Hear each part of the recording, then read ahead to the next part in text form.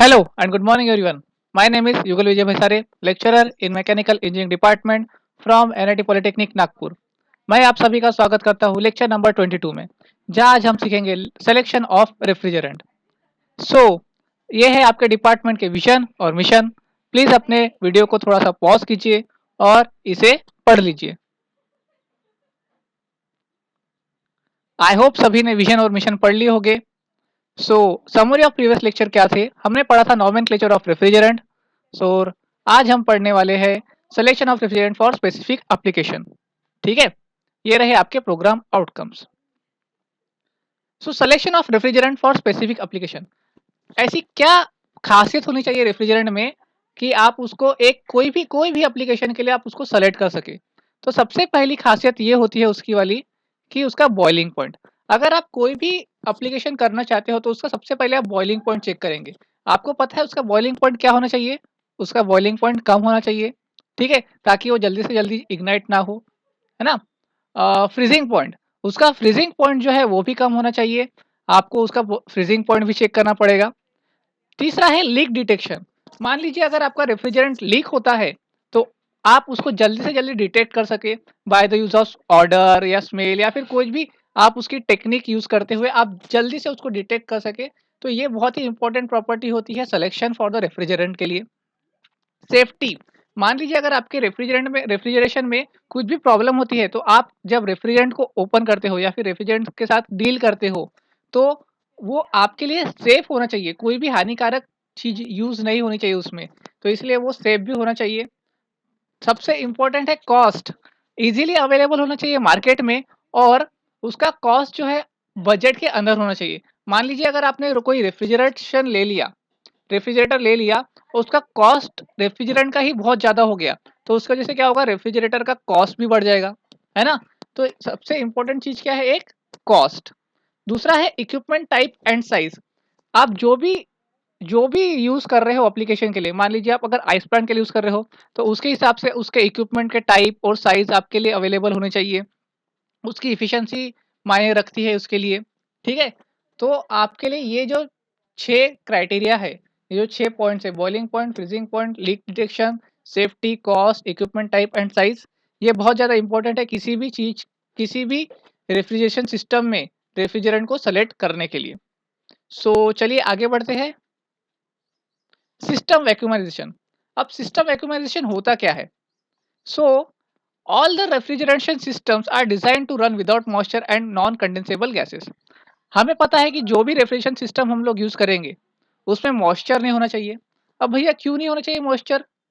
तो अगर देखो, in case of hermetically sealed compressor, it may cause deterioration of the insulation winding which may leads to short circuit burning of compressor motor।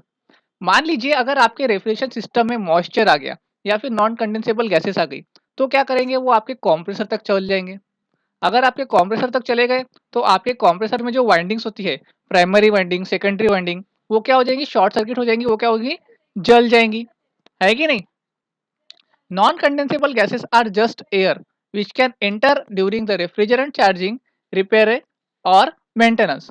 This gases takes up space in the amount of liquid refrigerant leading to the reduce cooling efficiency. So non condensable gases क्या होते हैं? वो एक प्रकार का refrigerant, वो क्या होते हैं? छोटे छोटे गैसेस होते हैं, एक प्रकार की एयर होती है। वो कब आएगी? जब आप रेफ्रिजरेंट को क्या करोगे? चार्ज करोगे या फिर उसको रिपेयर करने जाओगे या मेंटेनेंस करने जाओगे, तो क्या होगा? वो नॉन कंडेंसेबल गैसेस क्या होगी? आपके रेफ्रिजरेशन सिस्टम के अंदर घुस जाएंगी। अब कहाँ घुसेंगी वो? या तो वो कंडेंसर के तरफ चले जाएंगी।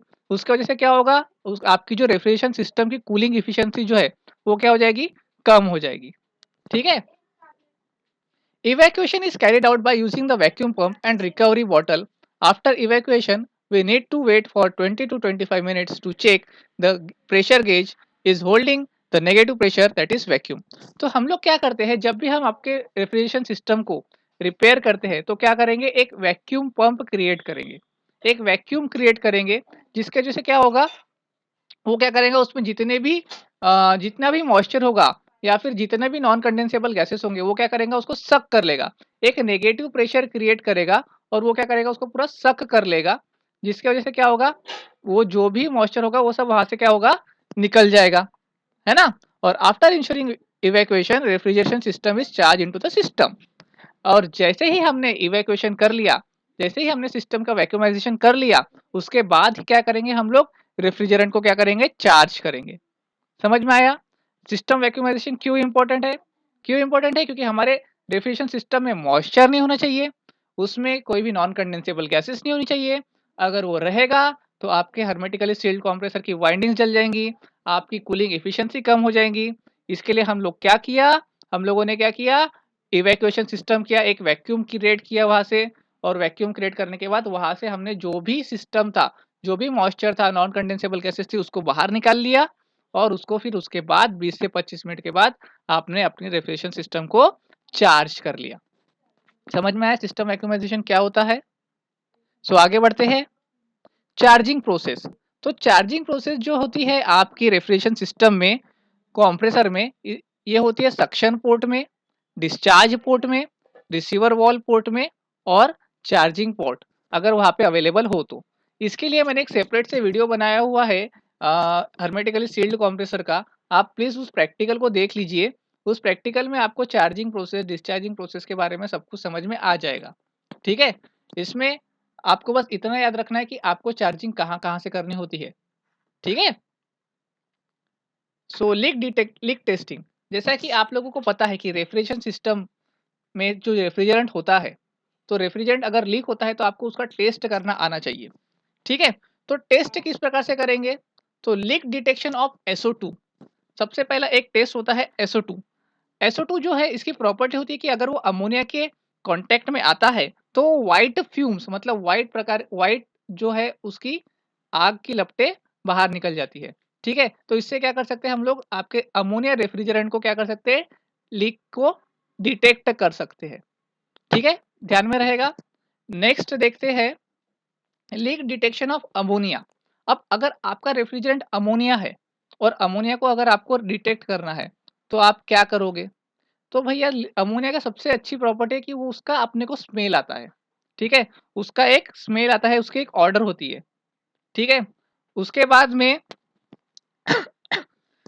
अगर हम उसमें सल्फर कैंडल अगर हम यूज़ करते हैं तो उसकी फ्यूम्स, उसकी जो लपटें हैं वो बाहर निकलती है। तो हम उससे भी उसको डिटेक्ट कर सकते हैं। तो ये जो 2 इम्पोर्टेंट चीज़ें हैं अमोनिया के लिए, हम लोग उसको डिटेक्ट करने के लिए यूज़ कर सकते हैं। एक हो गया स्मेल और दूसरा हो गया सल्फर के साथ उसका कॉन्टैक्ट। तीसरी जो चीज़ है लीक डिटेक्शन ऑफ फ्रेयॉन। तो अगर हैलाइड टॉर्च जो होती है, हैलाइड टॉर्च से हम फ्रेयॉन को डिटेक्ट कर सकते हैं। ठीक है? आपको क्या करना पड़ेगा, हैलाइड टॉर्च को ऑन करके आपको डिटेक्शन के लिए चेक करना पड़ेगा। और जहाँ पर भी अगर उसकी फ्यूम्स निकलती है तो आप समझ जाएँगे कि यहाँ पर आपको डिटेक्शन यहाँ पर लीकेज मिल रहा है। तो ये 3 इम्पोर्टेंट टेस्टिंग होती है डिटेक्शन के लिए, किसके लिए? आपके रेफ्रिजरेंट के लिए। ठीक है? SO2 का, अमोनिया का और फ्रेयॉन का। सो यूनिट आउटकम्स अचीव्ड, हमने आज रेफ्रिजरेंट के बारे में पढ़ा। और रिव्यू ऑफ टुडेस लेक्चर हम पता कर पाए डिफरेंट डिफरेंट एप्लीकेशंस के हिसाब से रेफ्रिजरेंट को किस प्रकार से यूज़ करेंगे। और ये रहे आपके program outcomes achieved. So that's all from today's lecture. Thank you. In the next lecture we will going to learn Montreal and Kyoto protocol. तब तक के लिए कीप लर्निंग, हैप्पी लर्निंग।